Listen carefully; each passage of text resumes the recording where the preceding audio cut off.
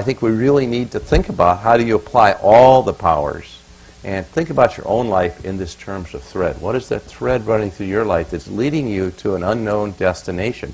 Because if you were on that thread, you're going in harmony with your life.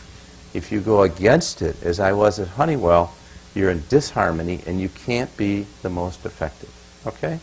And this is a challenge because you've had a lot of challenges to put in front of people have expectations for you.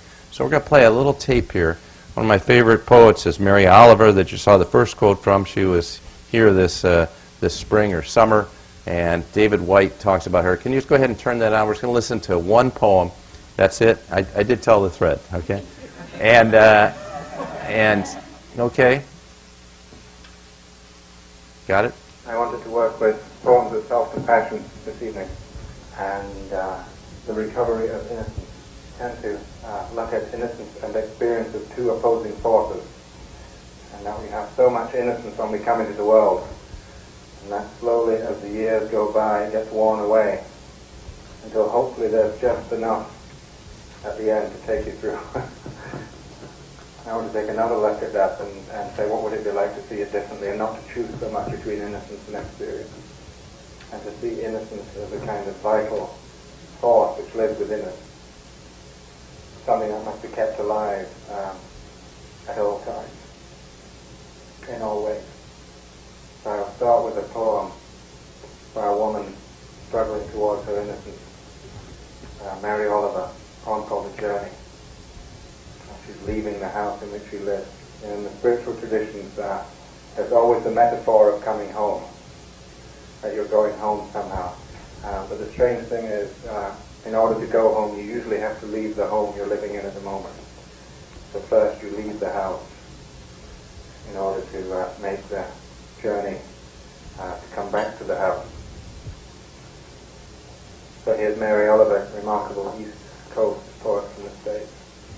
And she says, one day you finally knew what you had to do. You know those days, once every 10 years or so. One day you finally knew what you had to do and began, though the voices around you kept shouting their bad advice. One day you finally knew what you had to do and began, though the voices around you kept shouting their bad advice, though the whole house began to tremble and you felt the old tug at your ankles. Mend my life, each voice cried. But you didn't stop. You knew what you had to do. So the wind pried with its stiff fingers at the very foundations, though their melancholy was terrible. It was already late enough and a wild night, and the road full of fallen branches and stones. But little by little, as you left their voices behind, the stars began to burn through the sheets of cloud, and there was a new voice which you slowly recognized as your own, which kept you company as you strode deeper and deeper into the world, determined to do the only thing you could do, determined to save the only life you could save. And there was a new voice which you slowly recognized as your own, that kept you company as you strode deeper and deeper into the world, determined to do the only thing you could do, determined to save the only life you could save. It's determination to save the only life you could save. On the surface sounds quite selfish, but the line where she says that she is striding deeper and deeper into the world tells you that it's not. She's determined to save the greater life that is possible for her. It's the life that belongs to the world. It's the life of her destiny. And that whenever we take a step towards that greater life, there's always a possibility of betraying others, and those people will say, mend my life, don't come back, don't go, don't go, don't go, don't go. But you didn't stop, though the wind pried with its stiff fingers at the very foundation, though their melancholy was terrible. It was already late enough, and a wild night, and the road full of fallen branches and stones. Mary Oliver says, you want to know what it's like when you take that step outside your house and leave that confining identity around and go out on the road of life? That's what it feels like. It feels like as if you're leaving at 2 o'clock in the morning in the middle of a windstorm. It was already late enough and a wild night, and the road full of fallen branches and stones, but little by little, as you left their voices behind, the stars began to burn through the sheets of clouds, and there was a new voice, which you slowly recognized as your own, that kept you company as you strode deeper and deeper into the world, determined to do the only thing you could do, determined to save the only life you could save. Okay, thank you.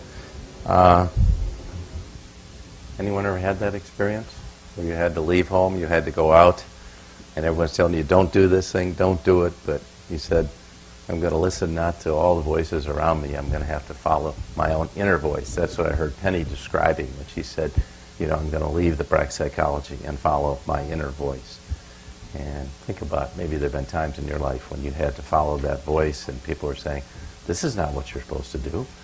Well, who's to say? Only you can determine what your life is going to be. And when you're at one with yourself until you determine what is your life going to be. And it will be that opportunity too in the future where you'll be stepping up to that unexpected opportunity and people will say, don't do it, don't. And you say, you go through it and yeah, it's tough because there's everything, you're leaving us, you're abandoning us, why are you going off to do this? But it's what you have to do, determined to save the only life you could save. And I think this process requires a lot of development, and this is really a personal guide that's aimed at trying to help you go through that process. I'm going to quickly cover some of the key points. I'm not going to have enough time to really do it, but there's like 5 or 6 key things that we get into here. What do you have to do to develop yourself as a leader who's prepared to take on those opportunities? I don't think you wait until the time, leadership is a development process. You saw Michael Phelps win 8 gold medals. Yeah, and they did all this thing about analyzing his body and what he had an abnormally unusual body and all this stuff. They meant, hey, the kid's in the pool 5 hours a day, guys. How would you like to swim 5 hours a day? If you want to know Mike Phelps' real story, it happened the day after he got his 8th gold. He's standing there with his mother, and this young man comes up to say, hey, Mike, nice to see you again. And he says, do I know you? And he said, yeah, we went to high school together. You don't remember me? Gee, I'm sorry, I don't remember you. And the young man leaves, and his mother turns to him and said, gee, you were kind of cold to that guy. Did you really not know him? He said, I remember that kid. When I was a skinny little kid in 7th grade, that was the kid that was always beating up on me on the playground. And so here's a guy that sees himself still in the image of that skinny little kid that's going to work and work and work and work. And many of us still have that, if you will, that image of ourselves as the child that's overcoming something or overcame something in our early years. And that's fueling us. And it isn't all bad, I think the first thing we have to do is gain self-awareness. Jeff Immelt almost got fired at GE. He was put in a really tough job. He was missing his budget. He could have gotten back on just by breaking the contracts he had, and said that would violate my values. And so he stayed with it. He was getting a lot of critical feedback. At a certain point in time, he said, leadership is a long journey into your own soul. Leadership is a long journey into your own soul. At times like these, it's not like anyone else can tell you how to do it. You have to go inside yourself and say, what do I want to come out of this? And how am I going to make it happen? I got all the advice, I got all the inputs, I got all the feedback, but now it's up to me. I got to pull through this situation. No one can do it for me. And that's gaining that level of self-awareness of who am I in this world and who do I want to be? And can I really be myself? Or do I have to go off to some darn recruiter or some person that's trying to admit me somewhere and pretend to be something different than I am? All my MBA students are faced with this terrible crisis of some recruiter wants them to be something different than they are. They want to be that beautiful piece of paper, that never had any difficult times in their life instead of being that real person that isn't sure they want this job anyway. And so that's gaining that level of self-awareness. The second thing is being true to your values. Anyone can stand up and tell you values you ought to have. This is nonsense. I've had students say to me, are you going to teach us values? No one can teach you values. You have to know what your values are, but you won't know until you're under pressure. When things are going well, it's easy to practice good values. That's not hard. What's really hard is under pressure. One of the people we talked to in the book is a guy who worked with David Gergen during the Richard Nixon administration, a guy named John Huntsman. John was 29 years old. He was working for Bob Haldeman, the chief of staff for Nixon, probably the second most powerful person in the United States. One day, Haldeman calls him into his office. He said, Huntsman, we got a problem. there's a congressman out in California that's opposing President Nixon's initiatives here, and he owns a factory out there, and we're going to teach this guy a lesson. So I want you to call a different plant manager. Here's his number. I want you to call him now, and I want you to tell him to place 12 illegal immigrants in this factory this congressman has part ownership of. And then on Monday, we're going to send the federal agents in on a sting operation to catch them for employing illegal immigrants. So Huntsman dutifully calls the plant manager, goes back to his office, calls the plant manager, and he said about 15 minutes into this conversation, my inner moral compass made itself notice. And he said, you know, I said to the plant manager, I said, you know, why don't you just forget I ever called? I don't want to play this game. But he said, in that instant, I knew that was the end of my career in the White House, because I had to make a decision between two things I really valued. I was totally loyal to the President of the United States and my integrity. And I chose my integrity. And years later, he was facing bankruptcy with a company he owned 100% of, and he'd taken a lot of debt down. And everyone's saying, declare bankruptcy. He said, that would destroy my integrity as a man. But he remembered back to this experience 30 years before of what it was like. And so sometimes those early values tests in your life, when you're forced and you almost go the wrong way, or you do go the wrong way, and you have these conflicts. It's not so easy. Really are tests. The third thing is operating in your sweet spot where your motivations and your capabilities come together.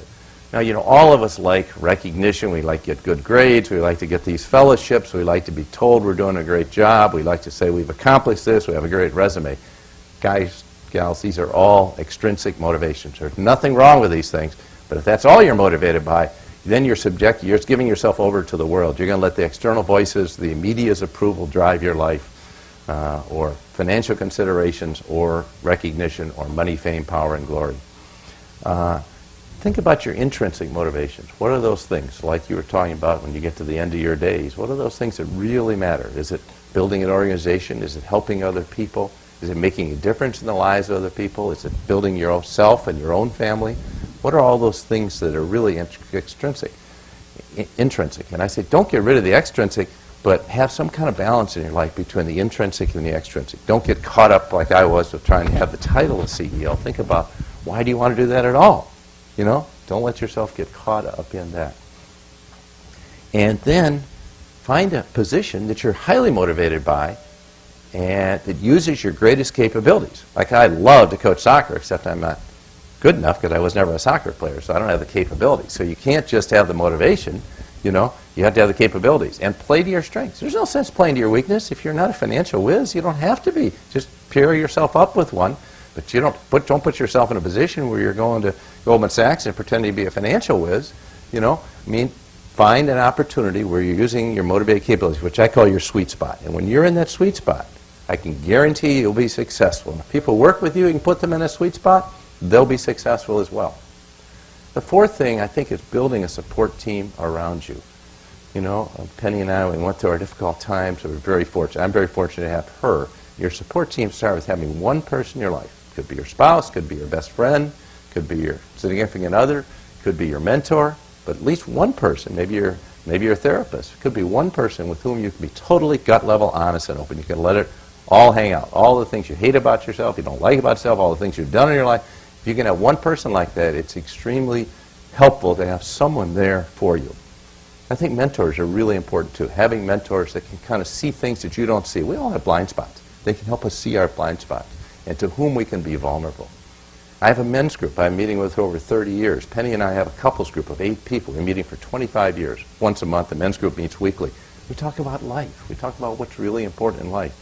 When Penny had breast cancer, I was in denial that she could possibly die. I said, well, she'll be well. You know, they'll do the surgery and she'll be okay. Well, that's nice to think. Statistically, you know, there's a significant possibility she wouldn't be okay.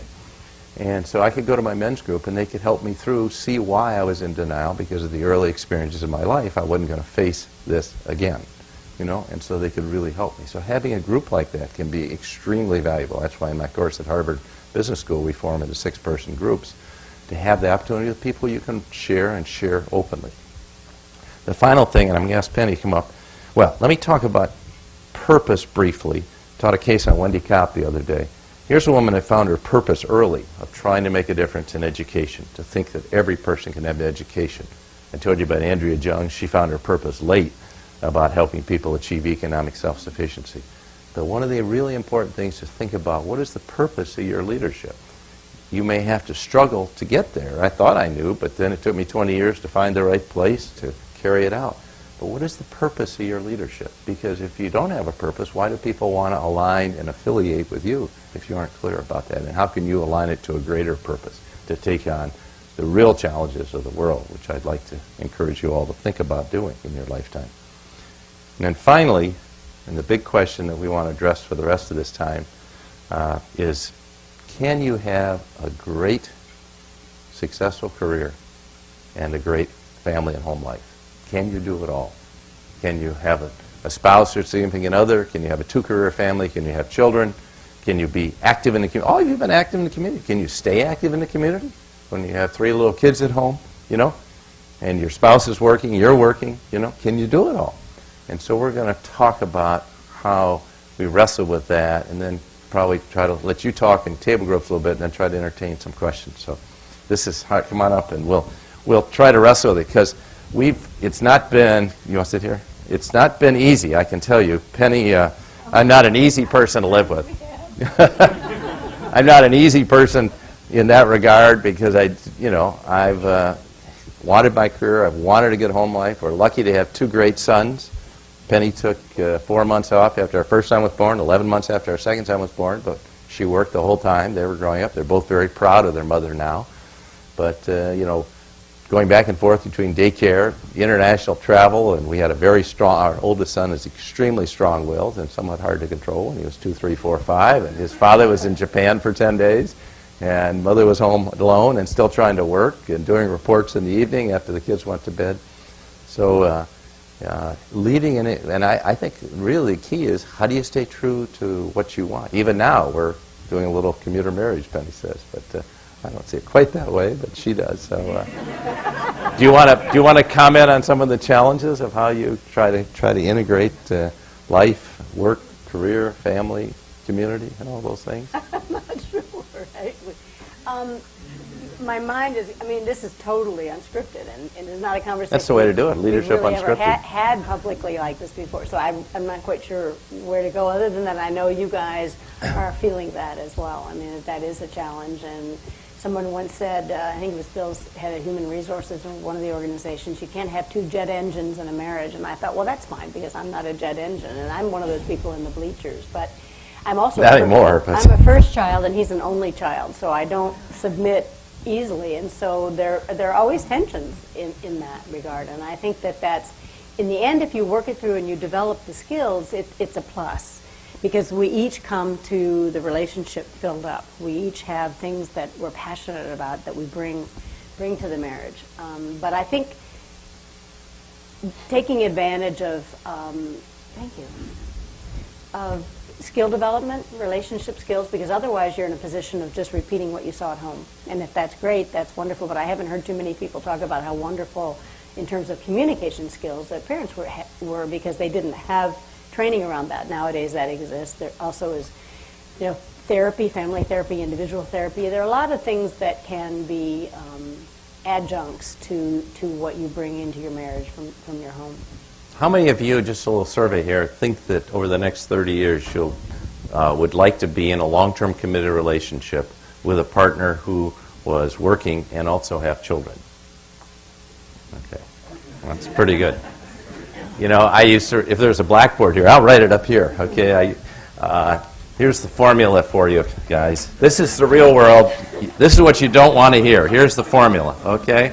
Mathematical formula for you mathematician in the audience. 1 + 1 + 1. This is your full-time job, your partner or spouse's full-time job, and raising kids. Anyone tells you that raising kids is not a full-time job, think again. This is a little naive. I said when our oldest son was born, he's not going to change our lives. Wrong, okay? 1 + 1 + 1 is unequal to 2, guys. You got 2 lives. So you have to figure out, how are you going to do it? How are you going to make it all work? Both our sons and daughters-in-law are trying to figure this out right now. We have 2 doctors on one side of the family, 2 MBAs on the other, and I can tell you, it's not easy. So I think I'd like to take about 10 minutes at your table groups and just talk about this question, and what are the things you're wrestling with, and how are you going to deal with it during your lifetime? How are you going to try to address this problem? How do you lead an integrated life and be the same person at work, at home, in your community, and in your family life, and do what you want to do.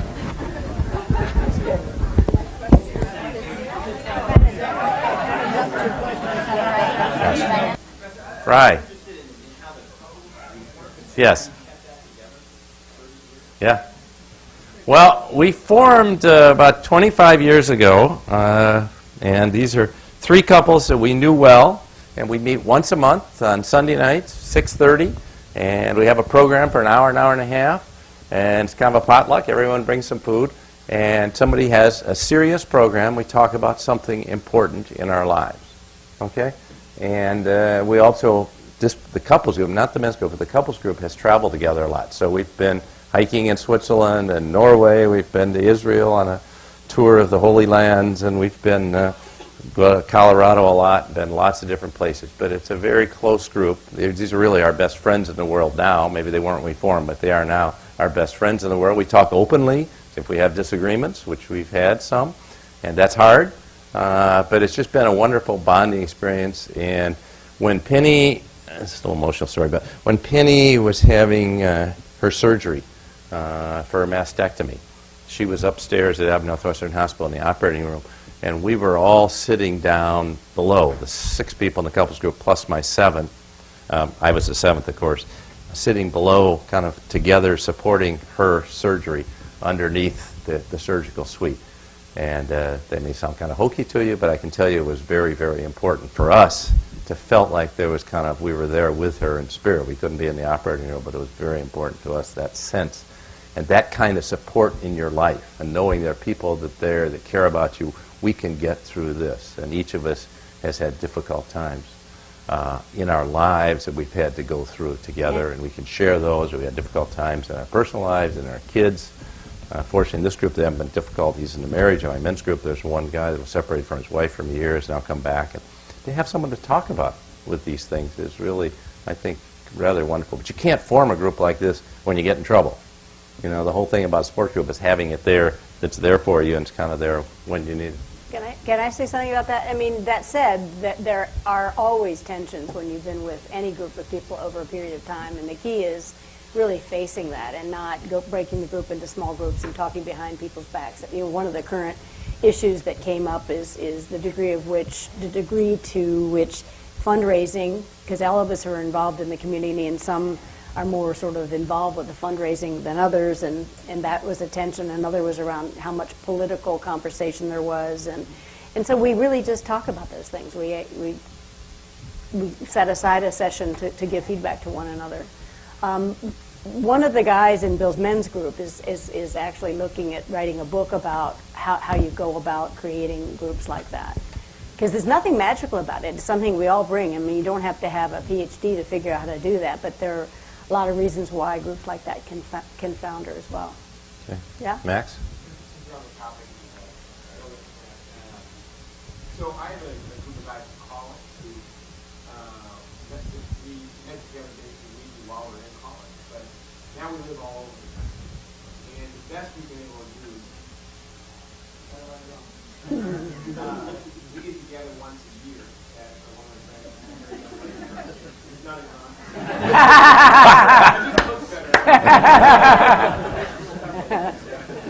Looks better. Hello? Okay. I was saying, my college friends, we get together once a year, and we go out on the lake and do things. But then we have a dinner on Saturday night, and we go around the table, and each of us talks for about an hour about our lives in some depth. Dinner lasts for like 7 or 8 hours, which has been a great, consistent kind of focal point in my life. But beyond that, we're terrible at email. We haven't really got anything going, phone-wise. Are your groups that have been going for 30 years, are they all in the same location, or have you been able to, have you spread out like we have and been able to maintain some sort of consistency? No, we've actually fortunate to have a basic home, although everyone's traveling and living in different places, so it makes it really hard to get everyone together. In the men's group, you can get, on an average, say, 5 or 6 of the 8 guys there.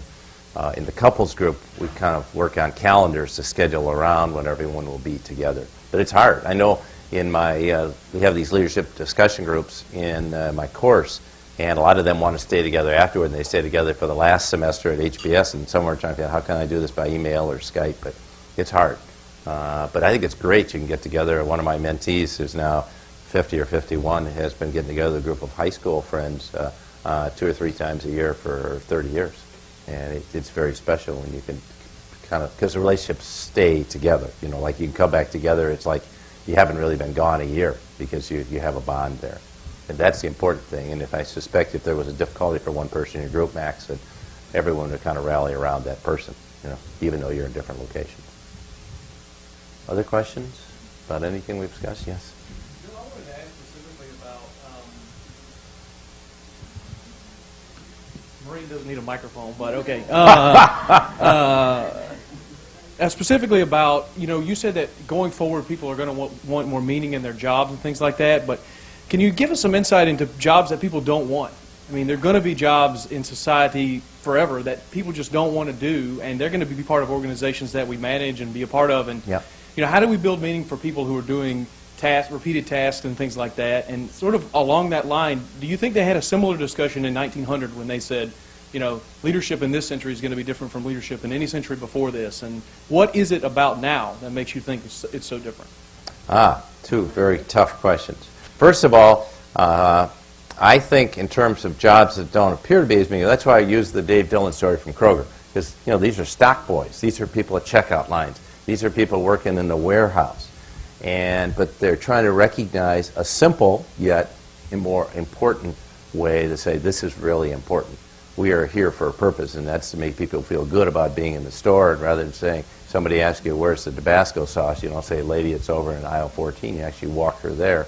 It's a simple thing, and I think people are looking for that simple relationship. Howard Schultz goes to 24 Starbucks stores a week and kind of observes the relationship with the employees, the barista, if you will, and customers. One of the reasons he went back in is because he was so concerned about how this relationship was being broken by a series of events that had taken place because they were growing so fast. So I think it can be done with financial services. I see it happening in Goldman Sachs all the time. So I think it can happen. Now, what about jobs with income people really don't want to do? I think if you can see that, okay, this is my job, I've got my role to play here, I'm the guy putting the brick on, but it's part of a greater calling, you know. That's what I think, you know, that's what leadership is. That's what your leadership is. How do you call? I mean, you're a Marine, not all those jobs are fun, right? And your job as a Marine captain or whatever, a leader, a platoon leader, you know, is to bring people together in a sense we have a greater calling. Yeah, there's a lot of rotten jobs here, you know, but we've got a greater calling. It's just not you're a bad guy, you get a rotten job. It's that every person has a role to play in those, not just some of us elite. And I think if you can capture that in your own leadership. Are they stuck in that job forever, or are there opportunities if they do that well that you could? I mean, it sounds like they're in prison otherwise, and that nobody would want that. But I can't imagine that there are very many jobs where people are stuck there forever. Yeah. How about the second question? You want to answer it? No, I don't. Okay, then I just don't want it to be forgotten. No, It's I a didn't really forget. I will important answer question. it. I will take a shot at it. First of all, look, leadership is contextual. It's contextual around the people that you're working with every day. It has to vary. You have to flex your leadership style and what you do as a leader depending upon the people you're working with, their readiness to take on more responsibility. You can't impose responsibility on people that simply aren't able to take it, and you need to be flexible in doing that, and I think that's really critical. What I'm saying is that the culture has changed in fundamental ways, that people in your generation are looking for something different than maybe what people looked for in the 1950s when I was a little boy, or in the 60s and 70s when I started in the workplace. People are looking for something different. People are people, but I do think the context has really changed because of the nature of people and organizations. And all I'm suggesting, we need to adapt. The mobility, the global nature of organizations, this has changed things in very fundamental ways. Look, I went to Medtronic. It looked like the Norwegian Lutheran Church, okay? Everyone are good Christian people. They're all from Minnesota. Anyone from California and New York got rejected. One guy said, I'm Jewish. I'm the only vice president that's Jewish. Can I really survive here? I mean, you can't run a global organization like this. We had to change in fundamental ways. One of our top performers came to my office one day and closed the door. And he said, he didn't work for me, he worked a couple levels down, but he was really one of the top performers in the company, he was transforming the company. He said, I thought you and I agreed on a lot, but I don't understand this diversity stuff you're pushing. He said, because are you really willing to sacrifice the performance of the organization to make it more diverse? And I said, well, that's an interesting assumption you must have made, Mike. Your assumption is that by having more diverse people in the organization, that the performance is going to go down. Actually, I think it's just the opposite. If you're only willing to hire, as you are now, engineers from the North Dakota School of Mines, which is a nice, great school, you know, you're just opening up yourself to a certain percentage of the population. If you're not willing to create an environment that's open to, you know, people of different genders, different races, different religion, national origin, how can you have a great organization? How can you get the very best people? And I think if you're talking about in a global sense, the key to running any global organization is how do you integrate the capacities of people around the globe to contribute around a common sense of mission and values. And that's hard. And that to me is a very different task than what the command and control leaders of the 50s did, and what, you know, I thought the best leader of the 20th century, I have a scholarship in his name, was Alfred Sloan of General Motors, because he created the modern organization. But it was a different task when he did that in the 20th century, early 20th century. Did you want to say something more about that? Okay. Other questions? No more questions. I think so. Yes, go ahead. I just want to make a comment about the equation you proposed, because as a pediatrician, I think a lot about children. Sit down. I think a lot about children, how they're raised, and the communities they come from. And you see a vast array of ways of caring for children. And I'm always reminded that certainly the way I was raised is not the best way for all children. And there's a perception, particularly among people who are very well educated, that the solution to raising children can come externally, that we need expertise from someone else to tell us, if you can only read these books, or you go to these meetings, or you believe certain things, this will lead you to the path of raising your children well, when many of the most successful parents I've seen have really relied upon their families and their friends to say, not unlike the groups you belong to, what worked for you, or given our community structure, is it best that we put our kid in daycare, or is it best that we have our kids cared for communally? Right. And so it's always fascinating to me that parents of all sorts struggle with these issues all the time, and the solutions are so different, and some of them are so effective, and they're entirely different. And then I think my concern as a pediatrician is that parents have this misbelief that there's one way to raise a child. Yeah. So I think that's a very really thoughtful. wonderful Thank you point. for sharing that. Very helpful. And sometimes just asking the question allows the possibility of other options to surface. And so there are no dumb questions about things that are as important as some of what we're talking about. One more question. Back there, yes.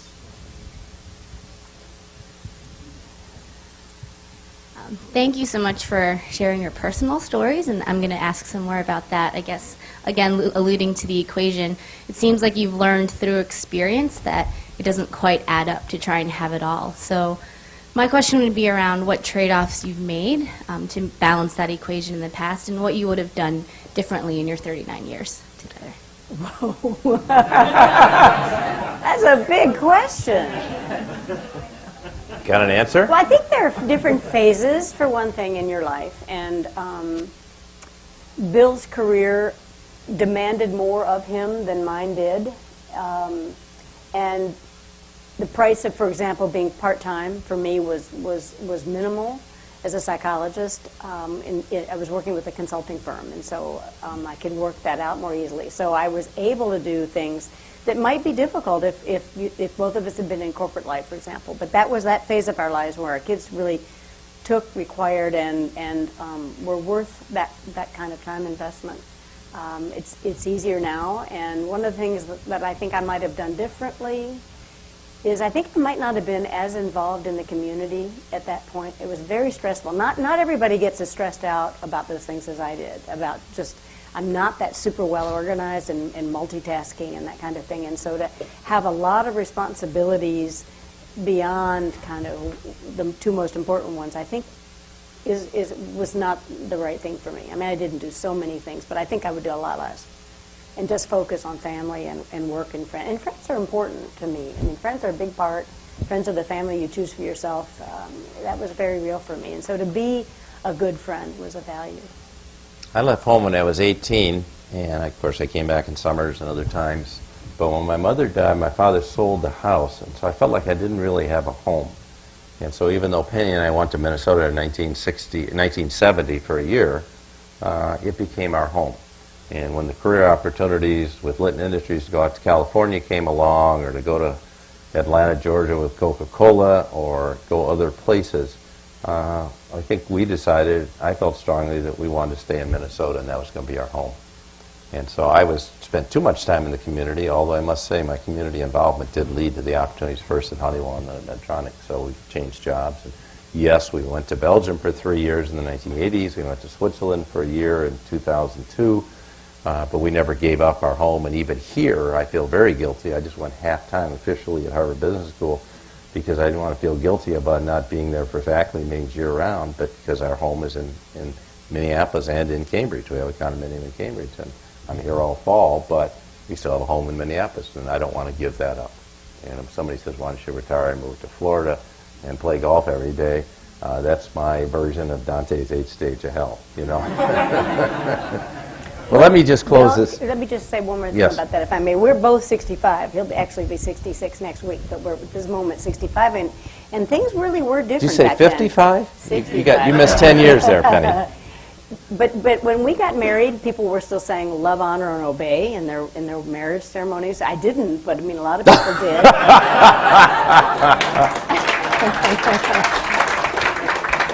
Women were. It was really not entirely accepted for women to go out for lunch with men, even at work. I mean, there was always some sort of tension around that. I mean, so a lot of things have shifted. A lot of the things that you take for granted weren't taken for granted then. Having cleaning help.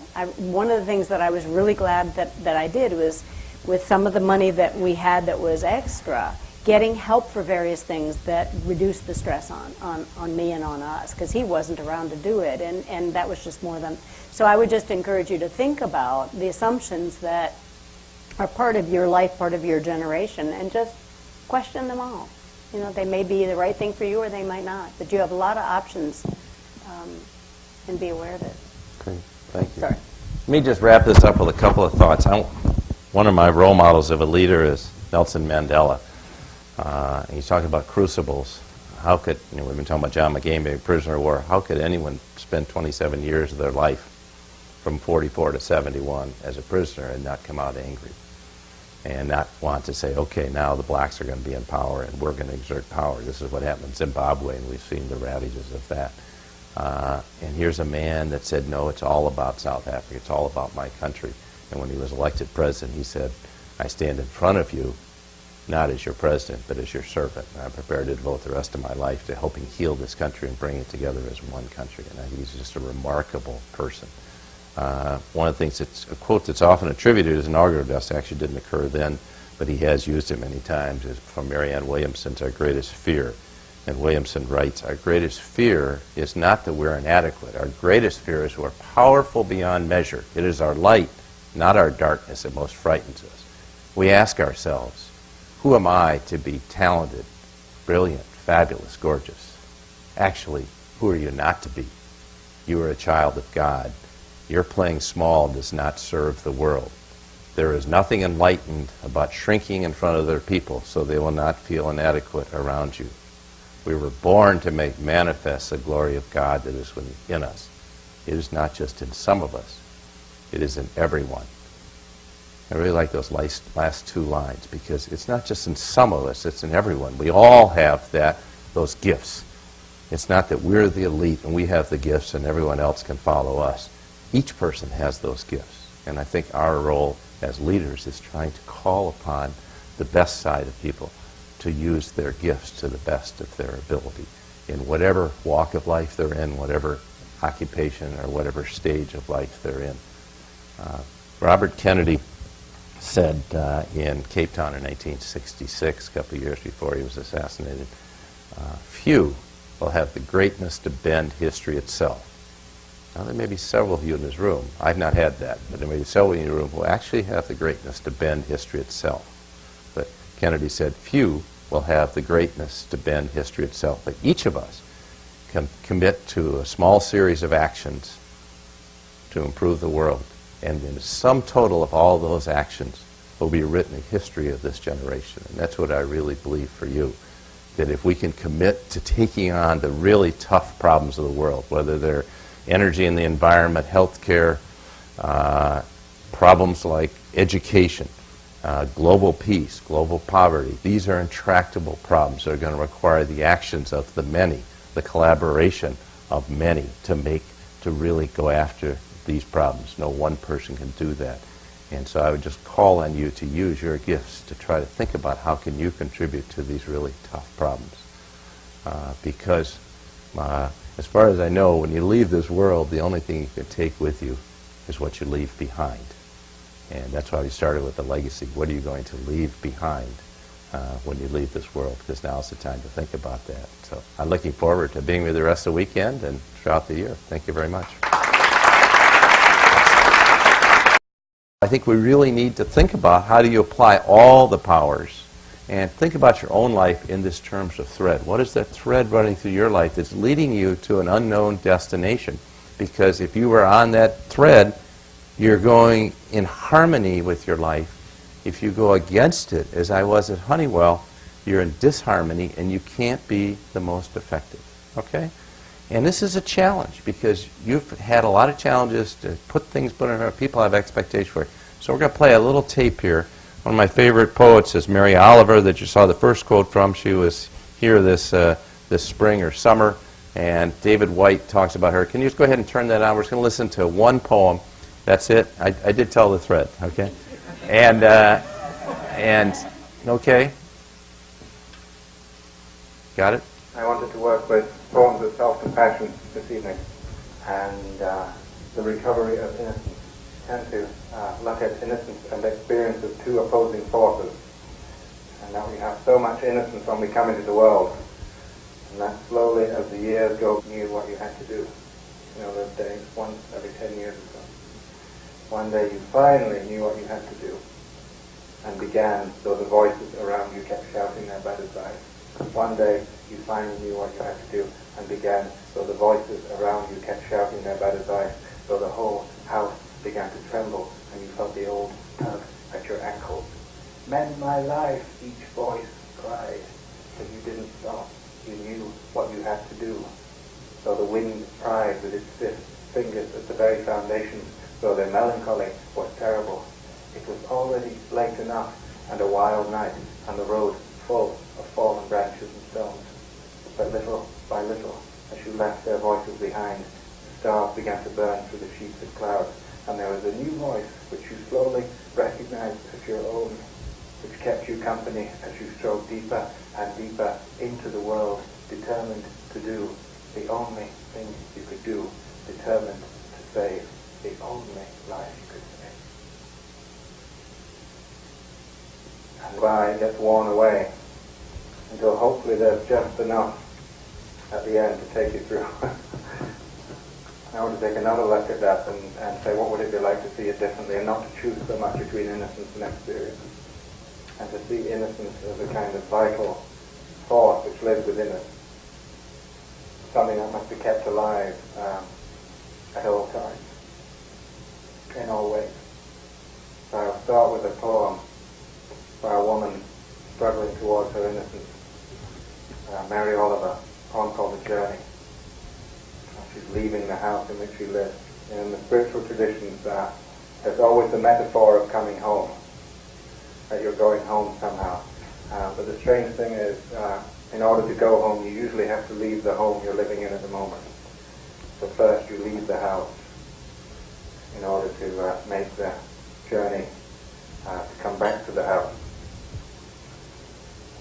So here's Mary Oliver, remarkable East Coast poet from the States. And she says, one day you finally, there was a new voice which you slowly recognized as your own, that kept you company as you strode deeper and deeper into the world, determined to do the only thing you could do, determined to save the only life you could save. It's determination to save the only life you could save. On the surface sounds quite selfish, but the line where she says that she is striding deeper and deeper into the world tells you that it's not. She's determined to save the greater life that is possible for her. It's the life that belongs to the world. It's the life of her destiny. And that whenever we take a step towards that greater life, there's always a possibility of betraying others, and those people will say, "Mend my life, don't come back, don't go, don't go, don't go, don't go." But you didn't stop, though the wind pried with its stiff fingers at the very foundation, though their melancholy was terrible. It was already late enough, and a wild night, and the road full of fallen branches and stones. Mary Oliver says, "You want to know what it's like when you take that step outside your house and leave that confining identity around and go out on the road of life?" That's what it feels like. It feels like as if you're leaving at 2 o'clock in the morning in the middle of a windstorm. It was already late enough, and a wild night, and the road full of fallen branches and stones. But little by little, as you left their voices behind, the stars began to burn through the sheets of clouds, and there was a new voice, which you slowly recognized as your own, that kept you company as you strode deeper and deeper into the world, determined to do the only thing you could do, determined to save the only life you could save. Okay, thank you. Anyone ever had that experience where you had to leave home, you had to go out, and everyone's telling you, "Don't do this thing, don't do it," but you said, "I'm going to listen not to all the voices around me. I'm going to have to follow my own inner voice." That's what I heard Penny describing when she said, "I'm going to leave the Brack psychology and follow